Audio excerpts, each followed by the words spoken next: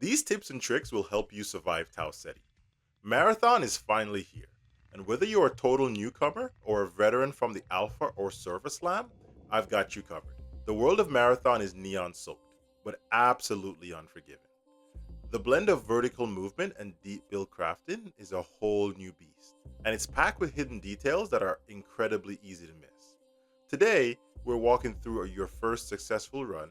I've gathered the essential tips and tricks you need to make your start on Tau Ceti 4 as smooth as possible. We've structured the video exactly like a run. We'll start in the lobby and go over settings and how to prepare for your infill into Tau Ceti. Once we're there, we'll cover how to navigate the map, survive combat, and pull off a clean extraction. Then, what to do once you're back in the lobby to gear up for the next run. Feel free to use the timestamps in the video if you need to jump to a specific topic. For now, let's jump into tips and tricks when you're in your lobby before you descend down to Tau Ceti. First, we're going to touch on some basic settings. This will help your overall gameplay and awareness. First up is field of view. This gives you a better peripheral vision to spot enemies in compact, fast-paced gunfight. You want to set your FOV to at least 100. Next up is motion blur and chromatic aberration. Turn these off immediately. They make it harder to see details when moving fast and can put you at a competitive disadvantage. Push to talk. You don't want everybody in the map hearing your background noise. Set this up so that you can have a specific button for when you're ready to talk. If you're playing on console, Marathon does give you a specific option to opt out of crossplay with PC players. By heading into social settings, you want to leave your crossplay toggled on, but you want to change your matchmaking type from full to consoles only. This is if you prefer to remain strictly against console players. Keep in mind, you are limiting the search to just console players, so matchmaking times may be noticeably longer. If you guys do want a more in-depth settings video, let me know in the comments below. Now that your settings are dialed in, let's talk loadouts, starting with your runner shell. Each runner has their unique playstyle. Destroyer is more focused on engagements, Vandal is all about mobility, Recon is awareness, Assassin is all about stealth, Triage is all about healing and team support, and Thief is all about being a loot goblin. We will cover Rook, the Scavenger shell, later in this video, but I've also made a more detailed video on each runner, and I'm going to link it here, so once you're done, check that out if you need more details to make a decision. You've picked a runner that fits your playstyle, now let's build the rest of your kit. At first glance, Marathon's loadouts can feel overwhelming, with all the options of cores, implants, and weapon attachments, but we're going to keep it simple. First, let's look at the UI layout. On the far right is your vault. This is where all your permanent loot is stashed. In the middle is your backpack. This is where all your in-run loot goes. One pro tip, you can equip higher tier backpacks mid-run so you can expand your carrying capacity. On the top left, we have your 2 weapon slots. Directly below those are your slots for shields, grenades, cores, and implants. While shields and grenades are pretty self-explanatory, cores and implants are the secret sauce. They're how you'll actually create builds and fine-tune your character's performance. When heading out, never leave without healing items for both health and shield. I also recommend a 2-range setup. One close quarters weapon like a shotgun or SMG, and one for mid to long range like a precision rifle or a sniper rifle. Crucially, make sure to use different ammo types. If you run the same ammo type for both guns, you'll burn through your reserves twice as fast. Plus, swapping to a secondary is always faster than reloading in a hectic gunfight. Finally, don't sleep on grenades or consumables. Claymores are perfect for punishing aggressive players, and items like Cardio Kick are essential for slowing down heat buildup. Putting these guides together takes a massive amount of time and testing to get just right. If you're finding this video helpful, the best way to support this channel is by hitting that like button and subscribing if you want to see more deep dives into Tau Ceti. Next up, let's dive into factions and contracts, a massive pillar of the Marathon gameplay loop. The golden rule with contracts are to always lock in a contract before you head down to Tau Ceti. Currently, these come in 2 flavors, priority contracts and standard contracts. Priority contracts are your main story missions that drive the narrative forward, while standard contracts act as a repeatable quest to help you grind out faction rep. Since you're just starting, I highly recommend focusing on Cyber Acme. Their upgrades are literal game changers, specifically for increasing your vault size and improving both your heat capacity and recovery rate. We'll cover in more detail how heat capacity works later on in the video, but for now just think of it as a stamina meter. Each node can either be upgraded with credits or certain items that you can find during your runs. One huge tip is tracking these items. If you need specific resources for an upgrade or even to barter, you're going to want to hover over the node to see what items are necessary for upgrades. And once you hover over it, you can track those items. Track items will show a green icon when you find them in the world, making looting much faster. Alright, you're fully kitted out, you've got your contract, patch kits, shield charges, and plenty of ammo. It's time to head down to Tau Ceti 4. Just remember, in this game, death is just the first step.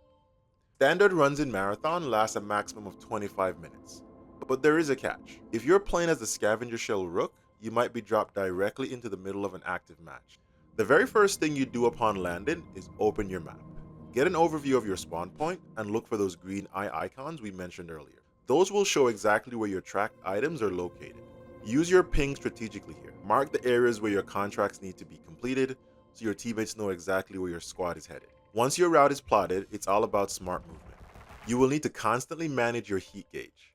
This builds up whenever you sprint or use abilities. If you max it out, you're essentially a sitting duck. It takes a significant amount of time to drain, and while it's cooling down, you can't sprint or evade. This is usually when a team will pop up to finish you off. Another pro tip is use the environment to your advantage. If it's raining or you're standing in water, your heat builds up at a much slower rate. You can sprint further and stay mobile longer. So you always want to look for those cool routes on your runs. And don't forget, those faction upgrades we talked about earlier will eventually make the whole heat management system much easier. If you need to cover ground quickly, here's a tip most beginners tend to overlook. Holster your weapon. Doing this allows you to move significantly faster while consuming much less heat.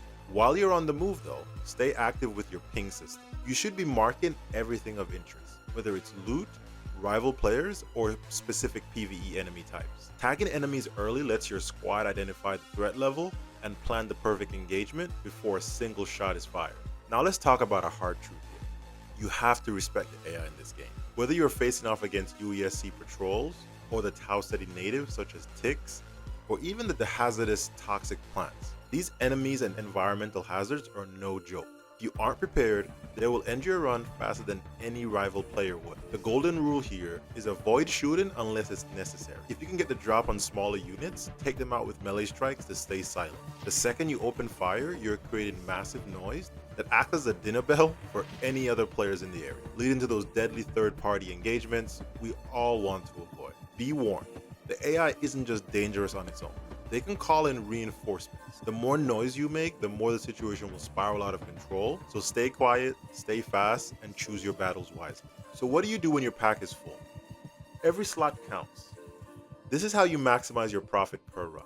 Always remember to keep your inventory set to show item value during a run. This allows you to instantly identify low value junk and swap it out for high tier loot without wasting time. Currently, there isn't a setting to keep this permanently this way. You will have to toggle it each run. You also want to keep your eyes on the horizon for red flares on the roof of buildings. These typically signal locked key rooms or high value zones that require specific keys found throughout the world.